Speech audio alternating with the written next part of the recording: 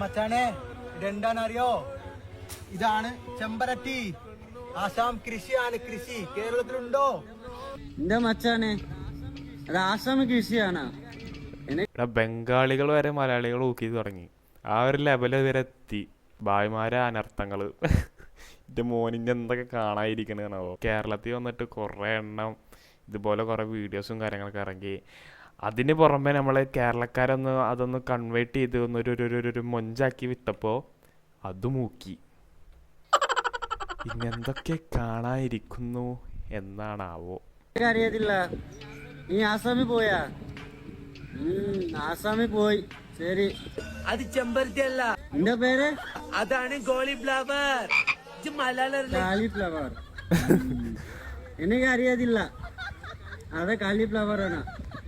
ശരി, ഇപ്പൊ അറിയാം. എല്ലാവർക്കും പറയാം അത് കാലിഫ്ലവർ ആണ്. ഇവരെ ഒക്കെ പോട്ടെ, ഇവരെ ലാസ്റ്റുള്ള കുറേ മ്യൂസിക്കും അല്ലെ ബാക്ക്ഗ്രൗണ്ടിലുള്ള കുറേ മ്യൂസിക്കൊക്കെയാണ് സഹിക്കാൻ പറ്റാത്തത്.